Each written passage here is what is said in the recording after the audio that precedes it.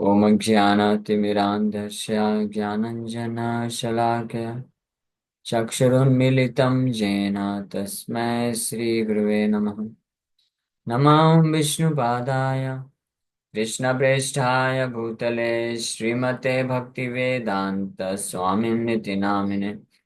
नमस्ते सारस्वते देवे गौरवाणी प्रचारिणे निर्विशेष शून्यवादी पाश्चात्य देश तारिणे नित्यानंद नमस्तुभ्यं प्रेमानंद प्रदायिने कलौ कल्मषनाशाय जानवापतये नमः। नमो महावदन्याय कृष्ण प्रेम प्रदायते कृष्णाय कृष्ण चैतन्य नामने गौरतुसे नमः। जय श्री कृष्ण चैतन्य प्रभु नित्यानंद श्री अद्वैत गदाधर शिवासादि गौर भक्त वृंदा। हरे कृष्णा कृष्णा कृष्णा हरे हरे हरे राम राम राम हरे हरे। हरे कृष्णा। सो आप सभी भक्तों का हार्दिक स्वागत है आज के प्रातःकालीन श्रीमद् भागवतम के चर्चा में। सो तो हम लोग भागवतम में चर्चा तो करेंगे, लेकिन उसके पहले आज बहुत ही महत्वपूर्ण दिवस है। आज Srila his divine grace Srila Bhakti Siddhanta Prabhupada महाराज का आविर्भाव दिवस है। श्री शिला भक्ति सिद्धांत सरस्वती ठाकुर महाराज प्रभुपाद का आविर्भाव दिवस है 1974 वो प्रकट हुए थे। और आज 2025 हो गया ऑलमोस्ट, यानी कितना 151 years. Last year 158th anniversary celebrate किया गया था। 151 ईयर हो गया। तो सबसे पहले हम लोग शिला भक्ति सिद्धांत सरस्वती ठाकुर प्रभुपाद महाराज का प्रणाम मंत्र रिसाइट करेंगे। आप सब लोग ये प्रणाम मंत्र रिसाइट करिए। उसके बाद फिर थोड़ा चर्चा करेंगे उनके दिव्य व्यक्तित्व के बारे में। नमो विष्णुपादाय कृष्णप्रेष्ठाय भूतले श्रीमते भक्ति सिद्धांत सरस्वती नामिने श्रीवार्षभानवी देवी दयिताय कृपाब्धये कृष्ण संबंध विज्ञान दायिने प्रभवे नमः। माधुर्योज्ज्वल प्रेमाध्या श्रीरूपानुग भक्तिदा श्री गौर करुणासक्ति विग्रहाय नमस्तुते। नमस्ते गौरवाणी श्रीमूर्तये दीनतारिणे रूपानुगा विरुद्ध अपसिद्धांत ध्वांत हारिणे। तो श्रील भक्ति जी ठाकुर प्रभुपाद प्रकट हुए 1974 फरवरी मंथ में, 6 फरवरी एग्जैक्ट, 6 फरवरी 1874, सॉरी 1974 नहीं, 1874। तो 6 फरवरी 1874 में 3:30 बजे आफ्टरनून, दोपहर के बाद 3:30 बजे प्रकट हुए। उस वक्त पंचमी तिथि थी, 5th day of the dark lunar fortnight of the month of Govinda. Govinda महीने की पांचवी तिथि में कृष्ण शुक्ला, कृष्ण पक्ष, डार्क लूनर फोर्टनाइट को प्रकट हुए। कहाँ पे? जगन्नाथपुरी धाम, पुरुषोत्तम क्षेत्र जगन्नाथपुरी धाम, उड़ीसा में। और उनका नाम रखा गया विमला प्रसाद दत्त। ये श्री केदारनाथ दत्त के पुत्र हुए, यानी शिला भक्ति विनोद ठाकुर के पुत्र हुए। शिला भक्ति विनोद ठाकुर बहुत तीव्रता से प्रयास कर रहे थे श्री चैतन्य महाप्रभु की वास्तविक शिक्षाओं को प्रकाशित करने के लिए। लेकिन इतना ज्यादा हौच पौच था, इतना ज्यादा आप संप्रदाय का प्रभाव था कि शिला भक्ति विनोद ठाकुर अपने आप को अकेले अक्षम, असमर्थ समझ पा रहे थे कि मैं अकेले ये टास्क नहीं कर सकता हूँ, क्योंकि हजारों हजारों की संख्या में अपसंप्रदाय लोग जो है अपोजिशन कर रहे थे। लेकिन फिर भी श्रील भक्ति विनोद ठाकुर अकेले भी जो कार्य कर किए, वो किसी साधारण मनुष्य के लिए है या मनुष्य के लिए संभव ही नहीं है। वो फिर भी इतना कुछ कर किए, बट स्टिल फिर भी वो चाहते थे कि कोई ऐसा व्यक्ति आए जो उन श्री चैतन्य महाप्रभु की शिक्षाओं को पूरे विश्व में लेकर जाए और इसका प्रचार ऑर्गेनाइज तरीके से प्रचार प्रसार करें। तो श्रील भक्ति विनोद ठाकुर तो इसकी नींव रखे, फाउंडेशन क्रिएट की, हाँ ब्लूप्रिंट दिए प्रभुपाद जी बोलते हैं। और फिर वो डिजायर किए, जगन्नाथपुरी में रहते थे भक्ति विनोद ठाकुर उस वक्त। वो वहाँ के जो है इंचार्ज थे जगन्नाथपुरी। जगन्नाथपुरी उस वक्त ब्रिटिश गवर्नमेंट के अंडर में था उसका। तो जो डिस्ट्रिक्ट मजिस्ट्रेट हुआ करते थे, तो उनको ही वहाँ का मैनेजर या इंचार्ज बना देते थे। तो शिला भक्ति विनोद ठाकुर डिस्ट्रिक्ट मजिस्ट्रेट थे, तो जगन्नाथपुरी मंदिर जो है उनके अंडर में था, इसलिए जगन्नाथपुरी में रहते थे। तो भगवान से प्रार्थना करते थे कि please send some of your very close associate, आपका कोई बहुत ही खास पार्षद को आप भेजिए मुझे असिस्ट करने के लिए, आप आपके संदेश का सही तरीके से प्रचार प्रसार करने के लिए। तो इस प्रार्थना को सुन करके श्री जगन्नाथ जी, भगवान जगन्नाथ उनको एक पुत्र प्रदान करते हैं कुछ ही समय में। और वो पुत्र जो है जन्म लेते हैं 1874, 6 फरवरी 1874 दोपहर को 3:30 बजे।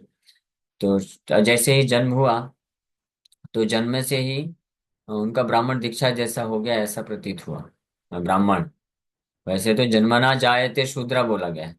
कोई भी मनुष्य जन्म लेता है तो जन्म से उसको शूद्र बोला गया है। संस्कारे संस्कारात भवे द्विजा, संस्कार के द्वारा फिर वो द्विज बनता है। और द्विज भी 3 प्रकार के होते हैं, ब्राह्मण क्षत्रिय वैश्य, और द्विज श्रेष्ठ ब्राह्मण कहलाते हैं। तो वेद पठेत इति विप्रा, जब वैदिक शास्त्रों का गुरु के मार्गदर्शन में रह करके अध्ययन करता है अच्छे से, तो विप्र कहलाता है। तो ब्रह्म जाना, तो ये वेद पढ़ते पढ़ते हैं। तो वेद तो 2 प्रकार, तो जो कर्मकांड करते हैं वो भी पढ़ते हैं। तो और लेकिन जो उपनिषद है, वेदांत है, उनको भी बोलते हैं वैदिक शास्त्रों का अध्ययन कर रहे हैं। लेकिन जो कर्मकांडी स्तर को क्रॉस करके ब्रह्म को जानने के बारे में ब्रह्म जिज्ञासा करते हैं, और तब वो ब्राह्मण बनने के लिए तैयारी कर रहे हैं। और फिर जब ब्रह्म को जान जाता है, ब्रह्म जानाति इति ब्राह्मण, तो ब्राह्मण, असली ब्राह्मण मतलब ब्रह्म जानाति इति ब्राह्मण, वो ब्राह्मण कहलाता है। अदरवाइज अगर कोई ब्राह्मण है जो केवल कर्मकांडी है, ये सब करता है, तो उसको विप्र बोला जा सकता है बस। इस इन ट्रू सेंस, वास्तविक मायने में वो ब्राह्मण नहीं है। ब्राह्मण मतलब ब्रह्म जानाति, मस्ट नो कृष्ण, कृष्ण को जानना चाहिए। तो जो कृष्ण को जानता है वो ब्राह्मण कहलाता है। और फिर जब एक स्टेप और फर्दर जाता है, जो कृष्ण को प्रेम करता है, फिर कृष्ण को प्रेम में सेवा करने लग जाता है, तो ऐसा ब्राह्मण जो है वैष्णव कहलाता है। तो स्टेप बाय स्टेप है, तो वैष्णव इज द हाईएस्ट पोजीशन। वैष्णव जो होता है सर्वश्रेष्ठ स्थिति होती है। तो वैष्णव एक ब्राह्मण भी होता है।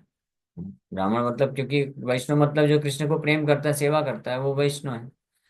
तो जब तक कृष्ण को जानेगा नहीं तो सेवा कैसे करेगा, प्रेम कैसे करेगा without knowing Krishna. That means a Vaishnava fully understands Krishna, पूरी तरह से कृष्ण को जानता है, समझता है, इसलिए वो ऑलरेडी ब्राह्मण कहलाता है। हाँ। तो शिला भक्ति सरस्वती ठाकुर जो है, जन्म से उनका जो इम्बिलिकल कॉर्ड होता है, जन्म लेते हैं तो एक नाल जो होते हैं, वो ऐसे जनेऊ की तरह था। तो सबको ये शुभ संकेत मिला कि ये जन्म से ही ब्राह्मण। हालांकि जन्म कास्ट वाइज देखा जाए, जो सो कॉल्ड कास्ट है आज के समय में देखते हैं, तो कास्ट के हिसाब से वो ब्राह्मण नहीं थे भक्ति विनोद ठाकुर। कायस्थ फैमिली के माने जाते हैं। कायस्थ में कुछ लोग, कुछ जगह पे कायस्थ को शूद्र शूद्र बोला जाता है, कुछ जगह वो बड़े जमींदार रिच फैमिली होते हैं इस प्रकार से। लेकिन ब्राह्मण परिवार के नहीं थे। ब्राह्मण जाति से ब्राह्मण नहीं, बट जन्म से ब्राह्मण। जाति से ब्राह्मण नहीं, बट जन्म से ब्राह्मण। और ये जैसे जैसे बड़े होने लगे पता भी चलने लग गया। हाँ, जैसे ही बोलना 4, 5, 6 साल की आयु के हुए, शास्त्र पढ़ना चालू कर दिए। 6, 7, 8 साल की आयु में पूरी गीता कंठस्थ कर ली। न केवल भगवद गीता कंठस्थ कर लिए थे, जैसे अभी हमारे दिव्य कृष्ण प्रभु इतना अच्छा रिसाइटेशन कर रहे थे गीता के श्लोकों का। तो भक्ति सिद्धांत सरस्वती ठाकुर 7, 8 वर्ष की आयु में ही, दिव्य कृष्ण प्रभु तो मेरे ख्याल से 11, 12 वर्ष के हैं। हाँ, तो उनसे भी छोटे आयु के हैं। 7, 8 वर्ष की आयु में श्रील भक्ति ठाकुर पूरी गीता कंठस्थ थी, याद थी। और न केवल गीता कंठस्थ थी, गीता के एक एक श्लोक में बैठ के प्रवचन दे सकते थे। हाँ, ये ऐसे इतने बुद्धिमान थे, इतने स्कॉलर, इतने विद्वान। हुए। तो भक्तिविनोद ठाकुर ये समझ गया। फिर जैसे जन्म हुआ तो एक तो ये साइन मिला कि जो नाल है वो जनेऊ की तरह था, और दूसरा फरवरी में जन्म हुआ, और लगभग जून एंड या जुलाई के आसपास, यानी फरवरी मार्च अप्रैल मई जून, पाँच, 5 साढ़े 5 महीने मान लीजिए। 5 साढ़े 5 महीने में रथ यात्रा हुआ। तो रथ यात्रा, जो ग्रैंड रोड है, सबसे चौड़ा रोड है वहां पे, वहां से रथ निकलता है। तो रोड जस्ट उसी रास्ते में ही, मेन रोड में ही जहाँ से रथ निकलता है, वहीं पे भक्तिविनोद ठाकुर का रास्ते में ही घर हुआ करता था। तो वहां पे आकर के रथ जगन्नाथ जी का रुक गया अपने आप ही, वहां पे रुक गया। तो जैसे ही भगवती देवी, उनकी माता जी का नाम, शिला भक्तिविनोद ठाकुर की धर्मपत्नी, तो उनको पता चला रथ रुक गया है जगन्नाथ जी का, तो तुरंत इमीडिएटली वो अपने बच्चे को, यानी शिला भक्तिविनोद ठाकुर को लेके आती हैं गोद में, और चढ़ जाते हैं रथ के ऊपर, डायरेक्ट चढ़ के जगन्नाथ जी के चरणों में रख देते हैं। हाँ, कोई रोक नहीं सकता है, क्योंकि डिस्ट्रिक्ट मजिस्ट्रेट की पत्नी है, पूरे जगन्नाथपुरी मंदिर के इंचार्ज हैं, तो कौन रोकेगा। तो पुत्र को लेकर के चढ़ गई और डायरेक्ट जाके जगन्नाथ के चरणों में अर्पण कर दिया पुत्र को। जैसे ही जगन्नाथ के चरणों में रखी, तो जगन्नाथ जी के गले से एक माला गिर के उनके ऊपर गिर आ गए, यानी कृपा हो गई। सब भक्त लोग देख करके जोर से बोले हरि बोल हरि बोल। तो इससे भक्तिविनोद ठाकुर को ये संकेत मिल गया, सुनिश्चित हो गया कि उनकी प्रार्थना को जगन्नाथ जी स्वीकार कर लिए हैं और इस पुत्र के रूप में भेजे हैं। इसलिए उनका नाम फिर विमला प्रसाद रख देता है। विमला देवी, जगन्नाथ जी का जो प्रसाद होता है, विमला देवी के पास जाता है, फिर वो महाप्रसाद सबको वितरण किया जाता है। तो इस भाव में विमला प्रसाद नाम रख दिया गया। तो विमला प्रसाद दत्त इनका नाम हुआ बचपन में। फिर बाद में जब श्रीला गौर किशोर दास बाबा जी महाराज से दीक्षा प्राप्त होती है, हाँ, तब उनका नाम शिवार्ष भानवी देवी दयित दास रखते हैं श्रीला गौर किशोर दास बाबा जी महाराज। शिवार्ष भानवी देवी जो है श्रीमती राधा रानी का नाम है। तो वृषभानु महाराज की पुत्री हैं, तो वृषभानु महाराज की पुत्री, इसलिए नाम हुआ श्रीवार्ष भानवी देवी। तो श्रीवार्ष भानवी देवी यानी श्रीमती राधा रानी, दयित मतलब उनके प्रियतम, दयित मतलब बेलेवर्ड लॉर्ड, प्रियतम कौन है, श्रीमती राधा रानी के प्रियतम कौन है, कृष्ण है, तो कृष्ण चंद्र। तो श्रीवार्ष भानवी देवी दयित यानी कृष्ण चंद्र, ऐसे भगवान कृष्ण जो श्रीमती राधा रानी के प्रियतम हैं, उनके दास, servant of lord Krishna, who is very dear to Shrimati Radha Rani. ये उनको नाम दिए कौन, श्रीला गौर किशोर दास बाबा जी महाराज, जो जिनसे श्रीला भक्ति ठाकुर महाराज दीक्षा लिए अपने पिताजी के आदेश। हालांकि श्रीला भक्तिविनोद ठाकुर जो है दीक्षा दे सकते थे स्वयं भी, पूर्ण रूप से योग्य भी थे और दिए भी थे। आई थिंक नरसिंह भगवान का एक मंत्र में दीक्षा दिए थे श्रीला भक्तिविनोद ठाकुर। लेकिन श्रीला भक्तिविनोद ठाकुर चाहते थे कि गौड़ीय संप्रदाय में जो मंत्र दीक्षा है, स्पेशली हरे कृष्ण महामंत्र जो है वो प्रदान करें, प्राप्त करें उनके पुत्र शिला गौर किशोरदास बाबा जी महाराज के द्वारा। क्योंकि शिला गौर किशोरदास बाबा जी महाराज जो है परम विरक्त और पूर्ण रूप से हरि भजन तेजार मोदा, महाभागवत बरा श्री गौर किशोर बरा, हरि भजन तेजर मोदा। शिला भक्ति ठाकुर एक सुंदर भजन लिखते हैं, उसमें अपने गुरु महाराज शिला गौर किशोर दास बाबा जी महाराज को इस प्रकार से गुणगान करते हैं कि शिला गौर किशोर दास बाबा जी महाराज महाभागवत वरा is the top most devotee on the highest platform, और हरि भजने तेजर मोदा, whose only pleasure और enjoyment, जिनका एकमात्र जो आनंद या प्लेजर, आनंद है, एंजॉयमेंट है, सुख है, वो क्या है, हरि भजन है। हरि भजन, हरि भजन करना ही मात्र एक उनका मात्र क्या है, हर चीज है, उनका सुख का मार्ग है, सुख का जरिया है। यानी और कहीं से सुख वो प्राप्त नहीं करते थे, पूर्ण रूप से विरक्त, खाने खाने पीने सोने में भी नहीं, ये सुख भी पूरी तरह से त्याग दिए। बाकी इंद्रिय तृप्ति, इंद्रिय सुख तो दूर की बात है, फैमिली सुख, इंद्रिय इंद्रिय सुख, हाँ, तो वो तो दूर की बात है। यहाँ तक कि basic maintenance of the body, शरीर का जो बेसिक मेंटेनेंस है, खाने से थोड़ा सोने से जो सुख मिलता है, उसमें भी उनको सुख नहीं मिलता था। He was so detached 24 hours, 24 घंटे, इसलिए दिन रात जो है हरि भजन करते थे, क्योंकि हरि भजन में उनको सुख मिलता था। इसलिए हरि भजने ते जार मोदा बोला गया है। जो शुद्ध वैष्णव होते हैं उनको जो है किसी भी प्रकार के भौतिक इंद्र तृप्ति से सुख नहीं मिलता है। इंद्र तृप्ति भी दो प्रकार की होती है, rather we can say three kinds of इंद्र तृप्ति। तीन प्रकार का सेंस ग्रेटिफिकेशन होता है। जो सबसे बेकार घटिया प्रकार का जो सेंस ग्रेटिफिकेशन होता है, the worst kind of sense gratification is attend by performing sinful activity. पाप कर्म करके जो इंद्र तृप्ति करते हैं वो सबसे घटिया प्रकार का इंद्र तृप्ति होता है। और उससे व्यक्ति को नरक जाना पड़ता है या दुख भोगना पड़ता है और भगवान से पूरी तरह से विमुख हो जाता है। इसलिए चार नियम जो है, मांसाहार करना, नशा करना, जुआ खेलना और अवैध संबंध रखना, ये पाप कर्म करके जो इंद्र तृप्ति करते हैं वो तो जानवर के तुल्य होते हैं। लेकिन जो पुण्यवान होते हैं तो वो पुण्यवान तरीके से इंद्र तृप्ति करते हैं। पायस सेंस ग्रेटिफिकेशन बोलते हैं। पाया सेंस ग्रेटिफिकेशन होता है कि जो है प्रॉपर तरीके से शास्त्र विधि के अनुसार पुण्य तरीके से अच्छा फैमिली लाइफ, सुख संपत्ति, इस प्रकार से मानसिक रूप से शांति और सुख को अनुभूति करते हुए अच्छी आदतें होती हैं।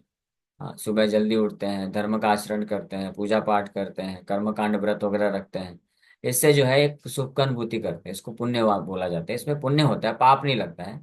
तो इसलिए नरक में नहीं जाना पड़ता है, पशु योनि को नहीं प्राप्त करते हैं। ये मनुष्य समाज का सुख बोला जाता है इसको। नियम पालन करके, नियम पूर्वक सेंस एंजॉयमेंट करना, है ना। नियम पालन करके, जैसे मांसाहार वगैरह नहीं करते हैं, लेकिन अच्छे अच्छे पकवान, सात्विक पकवान बना करके जो है खाते हैं, खाने की इच्छा रहती है, तो इस प्रकार से इंद्रिय तृप्ति तो करते हैं। जैसे अवैध स्त्री पुरुष संबंध नहीं रखते, लेकिन विवाहित जीवन में रह करके वो सेंस ग्रेटिफिकेशन भी करते हैं। तो ये इससे पाप नहीं लगता है। तो जानवर की तरह स्थिति नहीं हुई, इसलिए नरक नहीं जाना पड़ता है और अगले जन्म में फिर से मनुष्य मिल बनते हैं और धीरे धीरे भगवान की भक्ति में आगे बढ़ते हैं। बट आध्यात्मिक दृष्टिकोण से ये दोनों प्रकार का जो इंद्र तृप्ति है, इसमें कोई खास डिफरेंस नहीं बोला गया है, क्योंकि दोनों एक ही चीज है। वेदर, इसलिए प्रभुपाद जी बोले, वेदर लीगलाइज्ड सेंस ग्रेटिफिकेशन और illegalize sense gratification, it doesn't make much difference.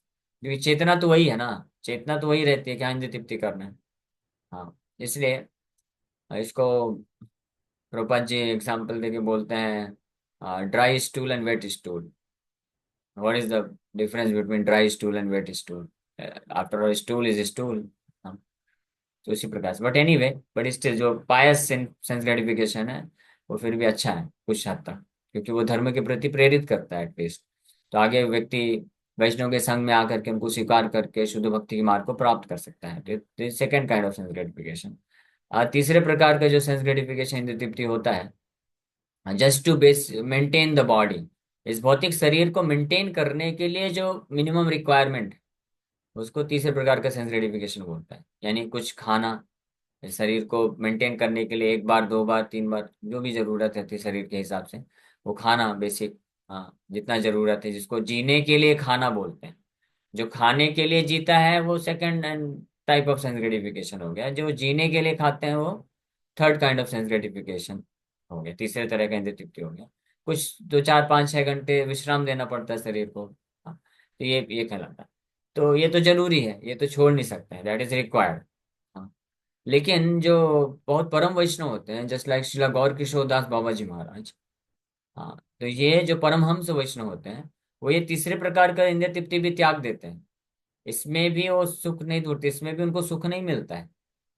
First second third तीनों कैटेगरी के सेंस ग्रेटिफिकेशन को त्याग करके the only sense gratification which they have in life is taking shelter of Krishna's lotus feet, chanting the Krishna's holy name. और उसी से उनका nourishment होता है, उसी से उनका शरीर का भी टेक केयर होता है और आत्मा का भी होता है, दोनों चीज टेक केयर हो जाता है। That is so powerful. तो श्रीला गौर किशोरदास महाराज वॉज ऑन दैट प्लेटफॉर्म, उस स्तर पे वो हुए। और हमारे हमारे और जितने भी परमहंस वैष्णवाचार्य हैं वो सब उस स्तर पे कार्य किए। षड गोस्वामी उस स्तर पे थे। तो इसलिए श्रीला भक्तिविनोद ठाकुर जो है ये ही कुड अंडरस्टैंड। हालांकि श्रीला गौर किशोर दास बाबा जी महाराज जो पढ़े लिखे नहीं थे, उनको पढ़ना लिखना नहीं आता था, शास्त्र नहीं पढ़ सकते थे, ना प्रवचन करते थे वो, लेकिन पूर्ण रूप से विरक्त थे और केवल हरिनाम में ही रुचि थी, शुद्ध नाम जप करते थे। तो भक्ति विनोद ठाकुर समझ गए कि ये पूरी तरह से योग्य है मतलब शिला भक्ति सिद्धांत मेरे पुत्र विमला प्रसाद इनसे अगर दीक्षा लेंगे तो निश्चित रूप में हरिनाम की शुद्ध अवस्था को प्राप्त कर लेंगे। इसलिए प्रेरित किया कि जाओ आप शिला गौर किशोर दास बाबा जी महाराज से दीक्षा लो। लेकिन जब दीक्षा लेने के लिए गए तो शिला गौर किशोर दास बाबा जी महाराज जो है मना कर दिए। बोले नहीं नहीं नहीं नहीं, मैं योग्य नहीं हूँ। आप कहाँ इतने विद्वान प्रखंड विद्वान हैं आप। हाँ, आप शास्त्रों के चलते फिरते इंसाइक्लोपीडिया है। मैं कहाँ, मुझे तो अंगूठा मैं साइन करना भी नहीं आता है। मैं बिल्कुल योग्य नहीं हूँ आपको दीक्षा देने के लिए। ये मना कर दिए। शिला भक्ति सिद्धांत ठाकुर, उस वक्त विमला प्रसाद नाम था, तो विमला प्रसाद बोलते हैं कि नहीं नहीं, मेरे पिताजी का आदेश है। पिताजी भी गुरु ही हुए उनके। तो मेरे गुरुदेव का आदेश है कि मैं आपसे दीक्षा लूं, मेरे पिताजी का आदेश है। मुझे लेना है दीक्षा, आपसे ही लेना है। और आपसे दीक्षा लेकर के मैं हरिनाम शुद्ध नाम की स्थिति प्राप्त करना चाहता हूँ। तो आप कृपा करके मुझे इससे वंचित मत करिए। आप मुझे शुद्ध नाम, शुद्ध कृष्ण का नाम प्रदान करिए। मैं हरे कृष्ण महामंत्र जप निरंतर जप करके इसके शुद्ध नाम को आस्वादन करना चाहता हूँ। आप कृपा करिए। फिर भी मना कर दिए नहीं। तो इस प्रकार से कई बार रिक्वेस्ट करने पे भी मना कर दिया। फाइनली जब बहुत बार रिक्वेस्ट किए तो फिर शिला गौर किशोर दास बाबा महाराज बोलते हैं कि ठीक है, मैं महाप्रभु से पूछूंगा। अगर वो मुझे परमिशन देंगे तब मैं आपको दीक्षा दूंगा, क्योंकि मैं योग्य नहीं हूँ। आप इतने महान हैं, मैं योग्य नहीं हूँ दीक्षा देने। तो बोले ठीक है। फिर कुछ दिन बाद फिर से बोले आपने पूछा महाप्रभु से, निश्चित रूप में महाप्रभु तो बोले होंगे दीक्षा अब आप दे दो। तो बोले नहीं नहीं, मैं भूल गया, अब आप बाद में मैं फिर से पूछ के बताता हूँ। तो फिर गए कुछ दिन बाद। बोले बाबा जी महाराज आपने पूछा क्या महाप्रभु से मेरी दीक्षा देने के बारे में? तो बाबा जी महाराज बोले कि हाँ पूछा, वो मना कर दिए। ऐसा बोल दिए कि पूछा मैंने लेकिन वो मना कर दिए, बोले तुम योग्य नहीं हो, तुम दीक्षा मत दो। तो फिर शिला भक्ति सिद्धांत ठाकुर विमला प्रसाद का हृदय टूट गया पूरी तरीके से। अब वो रोने लग गए। और फाइनली ये 17वां अटेम्प्ट था। दिस वॉज 17 अटेम्प्ट जा करके दीक्षा के लिए बोलना मना कर दी। तो फाइनली बोले कि अब मैं अपने पिताजी का आदेश पालन नहीं कर पा रहा हूँ, और आपसे अगर मैं दीक्षा प्राप्त नहीं किया तो मैं फिर मेरे जीवन का क्या अर्थ? हाँ, what is the use of my scholarship? सारे शास्त्र को पढ़ना, अध्ययन करना, इतना विद्वता प्राप्त करना, ये सब का कोई अर्थ नहीं है। तो मैं यहीं पे गंगा में जंप करके अपने शरीर को, इस पापी शरीर को जो योग्य नहीं है आपका आश्रय लेने के लिए, तो इसको त्याग दूंगा। तो जब इस प्रकार से पूरी तरह से डिटरमाइंड देखे, दृढ़ निश्चय देखें, तब शिला गौर किशोर दास महाराज महाराज बोलते हैं ठीक है, ओके, जाओ गंगा में जंप लगाओ, लेकिन सुसाइड मत करना, स्नान करके आ जाओ, मैं दीक्षा देता हूँ। हाँ, तो इसलिए शिला गौर किशोर दास बाबा जी महाराज के केवल एक ही शिष्य थे, शिला विमला प्रसाद, शिला Bhaktivedanta Thakur. He was the first and last disciple. एक ही शिष्य थे, और किसी को शिष्य बनाए नहीं थे। कई लोग आते थे भारी रूप से बोलते थे कि हम शिला गौर किशोर दास बाबा जी महाराज के शिष्य हैं, ये हैं वो हैं। लेकिन शिला गौर किशोर दास बाबा जी महाराज किसी को अपना शिष्य स्वीकार नहीं किए। नॉट नॉट इवन शिला भक्ति विनोद ठाकुर तो दीक्षा दिए। इनका बहुत दृढ़ निश्चय देख करके और शिला भक्ति विनोद ठाकुर का आदेश था, तो इसलिए दीक्षा वो दे दिए, लेकिन सेवा के भाव से। इसलिए लेकिन पूरे जीवन भर वो विमला प्रसाद को, शिला भक्ति विनोद ठाकुर को बोलते थे माई प्रभु, मोर प्रभु, मोर प्रभु। हाँ, मेरे मास्टर हैं ये शिला भक्ति विनोद ठाकुर। और जब भी ये कमेंट करते थे कई बार शिला गौर किशोर दास बाबा जी महाराज, जब भी उनको देखते थे शिला भक्ति सरस्वती ठाकुर को, तो देखते थे, कमेंट करते थे, बोलते थे कि I see the renunciation of Shri Rup and Raghunath in the personality of my Prabhu, मोर प्रभु। मेरे प्रभु में मैं रूप रघुनाथ के जैसा विरक्ति देखता हूँ। रूप गोस्वामी यानी षड गोस्वामियों के जैसा विरक्ति मैं अपने प्रभु में देखता हूँ। कौन प्रभु? शिला भक्ति सरस्वती ठाकुर महाराज। ऐसे एक और महान वैष्णव हुए, शुद्ध वैष्णव, शिला वंशी वदनानंद बाबा जी महाराज, जो कि पूर्ण रूप से विरक्त और केवल हरिनाम और गौर निताय की सेवा में अपने आप को मग्न रखते थे। गौर निताय से वो बात करते थे, इतना उनका घनिष्ठ इंटीमेसी था गौर निताय से कि वो गौर निताय को डांट देते थे। एक बार कहीं से तो कुछ अरेंज करके बहुत अच्छे अच्छे प्लेट लेके आए थे गौर निताय के लिए, और उसमें कुकिंग करके उनको खिलाया करते थे। लेकिन कोई चोर आकर के, छोटी सी उनकी कुटिया थी, लॉक वॉक तो कुछ होता नहीं था, तो चोर आके वो प्लेट चोरी करके लेके चला गया। तो वंशी वदनानंद महाराज बहुत क्रोधित हुए। किसके ऊपर? चोर के ऊपर नहीं, गौर निताय के ऊपर क्रोधित हुए। बोले कैसे आपने उनको कैसे, वो चोर को कैसे लेके जाने दिया? आप क्या कर रहे थे? आपको देखना चाहिए था ना। अभी मैं प्लेट कहाँ से लाऊंगा आपको खिलाने के लिए? हाँ, तो पनिशमेंट दे दिए कि जब तक वो प्लेट वापस नहीं आएगा आपको खाने को नहीं मिलेगा। तो भगवान को अरेंजमेंट करना पड़ा, वो चोर वापस आके प्लेट लेके जाके दे के आया। तब भगवान को खाने को मिला फिर। तो ये बहुत ही हाईएस्ट लेवल है ना, हम इसको इमिटेट नहीं कर सकते हैं। ये बस सुनिए। हम क्रोध नहीं कर सकते हैं, ये ध्यान रखिए हमेशा। बद्धावस्था में हम केवल कृष्ण के दास हैं, तो कृष्ण के ऊपर कभी क्रोध नहीं करने का। हाँ, कुछ कोई प्रश्न माता जी पूछ रही थी कि कोई माता जी हैं लड्डू गोपाल को अपना बालक समझती हैं, उनको फिर मारती हैं, पिटाई करती हैं और अपने स्तनपान कराते हैं। ये सब नॉनसेंस है, ये सहिजिया प्रवृत्ति है, ये बिल्कुल नहीं करने का। हाँ, कृष्ण को केवल परम स्वामी समझिए और अपने आप को बहुत ही तुच्छ दास समझ करके उनका बड़े प्रेम से और हर पूरी तरह से स्वच्छता शुद्धता के साथ जो है सेवा करिए। अच्छे से खिलाइए पिलाइए, ड्रेसिंग करिए, भोग लगाइए, आरती करिए। हाँ, ये हमको करना है। ये साधन भक्ति के ये नियम है। Don't become immediately paramahamsa devotee. तुरंत जो है परमहंस जो है भक्तों के जैसा आचरण नहीं करना चाहिए, नहीं तो अपराध हो जाएगा और हमारा पतन हो जाएगा। तो बहुत ध्यान रखना चाहिए। हाँ। लेकिन जो भक्त उस स्तर पे होते हैं वो फिर पूरी तरह से विरक्त होते हैं। अगर कोई सोचता है कि हमारा कृष्ण के साथ बड़ा घनिष्ठ संबंध है, तो जब कृष्ण के साथ घनिष्ठ संबंध है तो इस संसार में फिर बाकी संबंध क्यों बना हुआ है आपका? अभी भी इंद्र तृप्ति की भावना क्यों है? इंद्र तृप्ति की भावना मतलब तीनों प्रकार के सेंस ग्रेटिफिकेशन जब तक विद्यमान है तब तक हम योग्य नहीं है भगवान के साथ पूरी तरह से घनिष्ठ बनने के लिए। तीनों प्रकार के सेंस ग्रेटिफिकेशन, ना केवल पाप कर्म को त्याग देना, वो तो त्यागना ही है। ये चार नियम को पालन करने से व्यक्ति मनुष्य बनता है, इसका भक्ति से कोई लेना देना नहीं है। ये समझिए। ये जो चार नियम है, पापमय तरीके का जो इंद्र तृप्ति है, मांसाहार करना, नशा करना, अवैध स्त्री पुरुष संबंध रखना, जुआ खेलना, ये जब कोई नियम पालन करते ये सब जो त्याग देता है वो मनुष्य बनता है। अगर ये नहीं त्यागता है, यही सब पाप कर्म में लगा रहता है, तो वो तो पशु है। तो मनुष्य बनने के बाद फिर आगे वो भक्त बनने का प्रयास करेगा। हाँ, तो लेकिन फिर पुण्यवान तरीका इंद्र तृप्ति फिर फाइनली जो बेसिक नीड्स हैं शरीर के, उससे भी वो ऊपर उठ जाता है। 24 घंटे भगवान के केवल स्मरण में और सेवा में लगा है। Forgetting all eating sleeping, there is no question of mating and defending. हाँ, उस स्तर पे जब कोई पहुंचता है, पूर्ण रूप से कृष्ण के प्रति प्रेम है, तब जो है भगवान खुद ही स्वाभाविक रूप से जो इंटीमेट रिलेशनशिप है, घनिष्ठ संबंध है, वो प्रकाशित होता है। भगवान के साथ रस जो है, हाँ, प्रकट होता है। हम अपने मानसिक चिंतन से नहीं बना सकते हैं कि मैं कृष्ण तो हमारा लल्ला है, या कृष्ण हमारा, जो हम कृष्ण के गोपी हैं, या कृष्ण हमारा सखा है। ये सब नहीं करना चाहिए। ये बहुत ही ज्यादा ये डिस्टर्बेंसेस क्रिएट कर चुका है सोसाइटी में। अब बहुत सदियों से ये चल रहा है। इसको सहज्य या संप्रदाय का भाव बोलते हैं। रूप गोस्वामी, सनातन गोस्वामी स्पष्ट वर्णन करते हैं कि शास्त्र विधि मुत्सृज्य, ये तो गीता में है, शास्त्र विधि मुत्सृज्य वर्तते काम कारता, न सा सिद्धि मापनोति न सुखम पराम गति। न तो सिद्धि प्राप्त करेगा ऐसा व्यक्ति, न सुख प्राप्त करेगा, न पराम गति प्राप्त करेगा। कौन? जो शास्त्र विधि को त्याग करके वर्तते काम कारता, अपने मनमाने तरीके से कार्य करेगा। भक्ति में भी अगर अपने मनमाने तरीके से कार्य करेगा तो कभी परम सिद्धि नहीं मिल सकती, परम गति, सिद्धि और सुख नहीं मिल सकता है।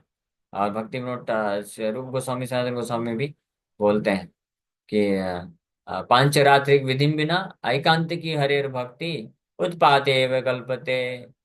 हाँ, पुराण आदि पांचरात्रिक विधि बिना, जो वैदिक शास्त्रों की विधि के को उल्लंघना करके भगवान की एकांत की भक्ति करने का प्रयास करता है, वो समाज में केवल उत्पात मचाता है। तो ये नहीं करना चाहिए। बट एनीवे, हम लोग क्या चर्चा कर रहे थे? तो शिला वंशी वदनानंद महाराज, बाबा जी महाराज, तो इस प्रकार से इतने उन्नत अवस्था में थे, उनके भाव को कोई समझ नहीं सकता था। उनके पास अगर कोई आता था कई बार, बाबा जी महाराज आशीर्वाद दीजिए, कृष्ण भक्ति चाहिए। अच्छा, कृष्ण भक्ति चाहिए?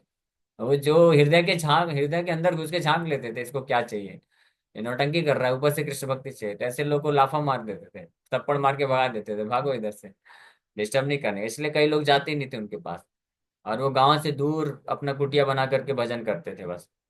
हाँ, शिला भक्ति चंद्र ठाकुर भी अपने शिष्यों को भेजते थे उनके पास, कभी कभी कुछ विशेष शिष्यों को, कि जाओ उनका जो है महाप्रसाद लेके आओ, कुछ चरणों का धूल लेके आओ। तो लेकिन बड़े सावधान करते थे कि बिल्कुल आप डील मत करना, ज्यादा ज्यादा समय मत रहना, आप समझ नहीं पाओगे उनके भाव को और अपराध कर बैठोगे। लेकिन शिला भक्ति चंद्र ठाकुर खुद भी कभी कभी उनका दर्शन के लिए जाया करते थे। तो जब जब शिला भक्ति सिद्धांत सूत्री ठाकुर जाते थे वंशी वदनानंद महाराज के पास, तो उस वक्त शिला वंशी वदनानंद बाबा जी महाराज, जो कि प्राय किसी व्यक्ति से मिलते नहीं थे और किसी को भी देखते थे तो बिल्कुल उसको घूर के देखते थे, उसका पिटाई कर देते थे कभी कभी तो। लेकिन केवल और केवल एक ही व्यक्ति थे जिनको जब वो देखते थे सामने तो बड़े खुश हो जाते थे और उनको आनंद की अनुभूति होती थी, और इमीडिएटली वो बोला करते थे कि now I am getting darshan of someone who is very dear to my Gaura. कि अब मैं एक ऐसे व्यक्ति का दर्शन कर रहा हूँ, मेरे सामने खड़े हैं जो मेरे प्रभु, मेरे गौरांग महाप्रभु को बड़े प्रिय हैं। इस प्रकार से कमेंट करते थे श्रीला भक्तिवेदांत ठाकुर। इस प्रकार से तो उनका दीक्षा लिए श्रीला गौर किशोर दास बाबा जी महाराज से। तो श्रीला गौर किशोर दास बाबा जी महाराज हमेशा उनको मोर प्रभु, माई माई मास्टर, मेरे प्रभु हैं, ऐसे करके संबोधित करते थे, एड्रेस करते थे। और दीक्षा देने के बाद फिर नाम उनका शिवार्ष भानवी देवी दैत्य दास रखते हैं नाम। संन्यास के उपरांत फिर शिला भक्ति सिद्धांत सरस्वती ठाकुर गोस्वामी महाराज प्रभुपाद नाम होता है। भक्ति सिद्धांत सिद्धांत सरस्वती टाइटल उनको मिला था जब ये ज्योतिष शास्त्र में महारत हासिल करके बहुत अच्छे से उसका जो है टीका लिख दिए थे, एक ज्योतिष शास्त्र ग्रंथ का सिद्धांत शिरोमणि, सिद्धांत सूर्य सिद्धांत आई थिंक ऐसा नाम था ज्योतिष शास्त्र का। तो इसलिए उनको फिर ये ऑनर सम्मान में ये टाइटल दिया गया, सिद्धांत सरस्वती, सिद्धांत सरस्वती। और इनिशिएशन फिर संन्यास के बाद फिर सिद्धांत सरस्वती की जगह फिर भक्ति लगा देते, तो भक्ति सिद्धांत सरस्वती गोस्वामी महाराज ये होता है। और फिर शिष्य लोग जब हुए तो उनको प्रभुपाद करके एड्रेस करते थे। तो इस तरह से his divine grace Om Vishnupada Srila Bhakti Siddhanta Saraswati Goswami Prabhupada Thakur. Thakur means mahashaya, master, controller, Thakur. As good as Thakur मतलब भगवान होते हैं। तो इसलिए साक्षात धरित्वेन समस्त शास्त्र है, पूरे शास्त्रों के अनुसार जो ऐसे प्रमाणिक शुद्ध वैष्णव आचार्य होते हैं वो भी ठाकुर के रूप में एड्रेस किए जाते हैं। तो श्रीला भक्तिवेदांत जी ठाकुर इस प्रकार से विमला प्रसाद के नाम से हुए उनका जन्म के समय। फिर he was the fourth son of Srila Bhaktivinoda Thakur, ये चौथे पुत्र थे श्रीला भक्तिविनोद ठाकुर। एंड श्रीयुक्त भगवती देवी उनकी माता का नाम। और जन्म के समय जो 32 शारीरिक लक्षण होते हैं किसी महापुरुष में वो उनके शरीर में विद्यमान थे। This child will become world famous as a brilliant teacher of life ultimate goal. जब उनका जन्म हुआ तो उस वक्त जो ज्योतिष लोग थे, एस्ट्रोलॉजर, वो इस प्रकार से कमेंट करते हैं, बताते हैं, I have done many horoscope in my life but I have never before scene such a horoscope filled with all the science of a great personality.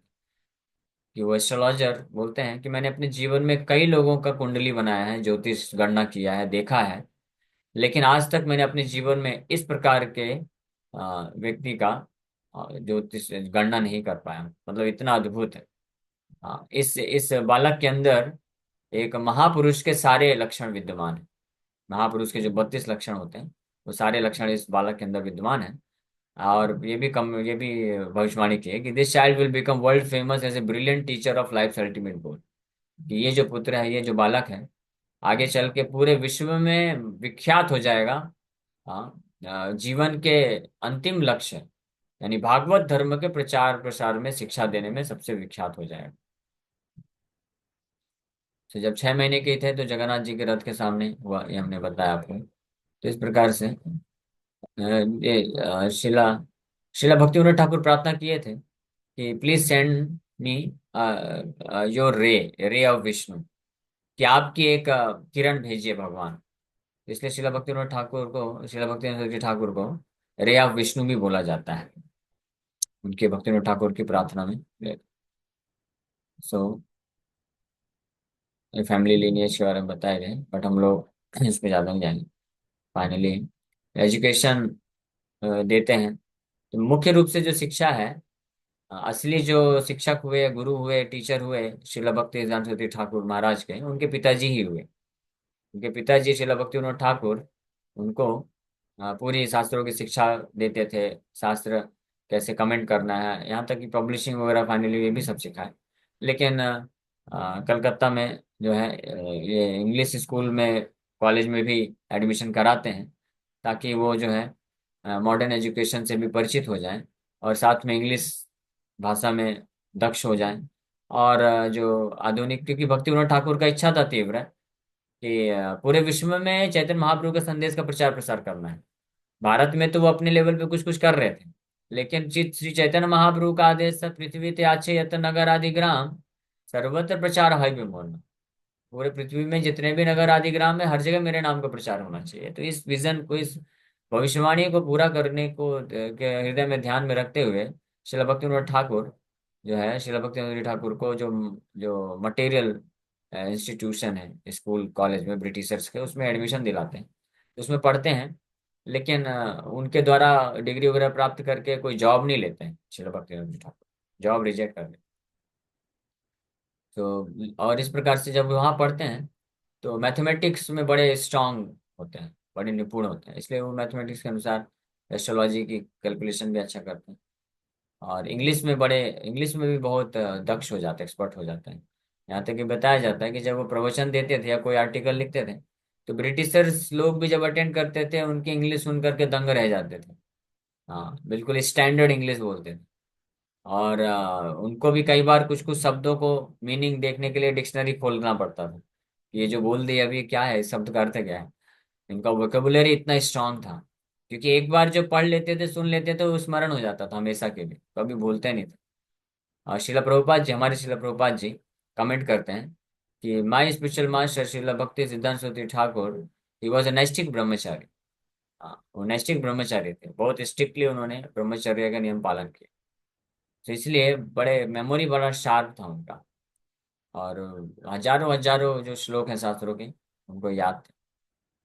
और कोई भी उनके उनके सामने डिबेट में टिक नहीं पाता था। जो मायावादी लोग जो हैं, उनको कभी आर्गुमेंट करने आते थे तो उनको परास्त कर देते थे, मायावाद सिद्धांत को पूरी तरह से खंडन कर देते थे। इसमें बहुत कुछ वर्णन है, लेकिन हम लोग इतना डिटेल में नहीं जाएंगे। आप लोग पढ़ सकते हैं बाद में समय निकाल के। फिर इनिशिएशन का मैंने बताया, इनिशिएशन इस प्रकार से हुआ। इनिशिएशन 1898 में नवदीप धाम में गोद्रुम दीप स्वानंद स्वानंद सुखद कुंज का स्थापना करते हैं श्रील भक्तिविनोद ठाकुर। और